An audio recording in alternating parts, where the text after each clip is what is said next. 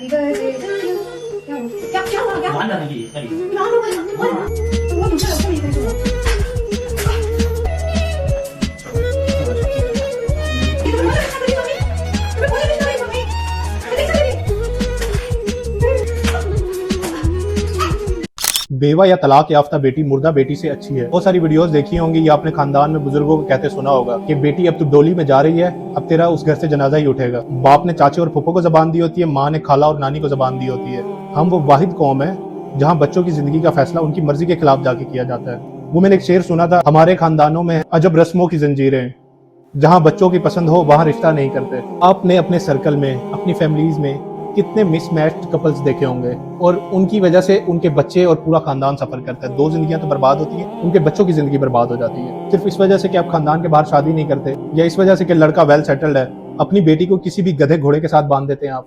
मेरे डीएम्स भरे पड़े हैं ऐसी लड़कियों से जो पढ़ी लिखी, खूबसूरत और बड़ी वेल मैनर्ड हैं और उन्हें डाइवोर्सेस हुई हुई हैं और बिल्कुल फजूल बातों पे कि किसी नार्सिसिस्ट और जाहिल के साथ शादी कर दी घर वालों ने कि फलां चाचे का फलां लगता था, फलां का फलां लगता था, और आपने ना अपनी बेटी को ऐसे जैसे बकरी को बांधते हैं ना इस तरह बांध दिया। मैं आपको एक बात बता देता हूँ, बेटी जो होती है वो हर हाल में रहमत होती है, इस पे कोई डाउट नहीं है, कोई दूसरी बात नहीं है।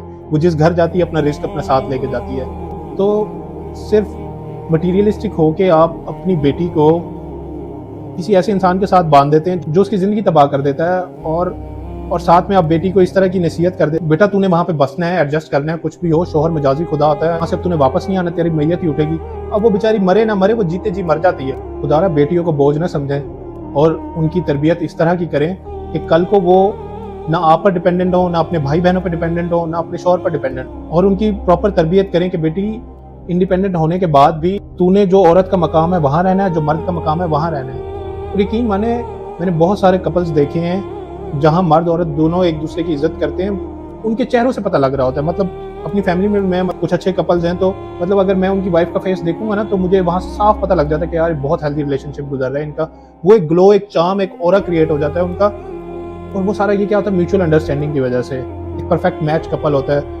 हर चीज पे एडजस्ट नहीं किया जा सकता, दोनों एडजस्ट करते हैं और ये रिलेशन 50-50 नहीं चलता होता। आज ये बंदा 90% एफर्ट पुट कर रहा है तो बाकी रिमेनिंग 10% दूसरा पार्टनर फुलफिल करेगा। अगले दिन ये 40% फील कर रहा है तो ये 60% आगे फुलफिल करेगा। इस तरह से रिश्ते चलते हैं। हमने बुजुर्गों से यही सुना कि अगर रिश्ते निभाने हैं ना तो दिल समंदर जितना कर लो और उसमें जो कुछ आ रहा है फिर उसके अंदर जम किए जाओ। उन फॉलोअर्स ने मुझे डिटेल शेयर करने से मना किया, पर बहुत दुख होता है कि मतलब एक अच्छा खासा इंसान जाया हो जाता है एक गलत फैसले पे। तो सोच के फैसला किया करें।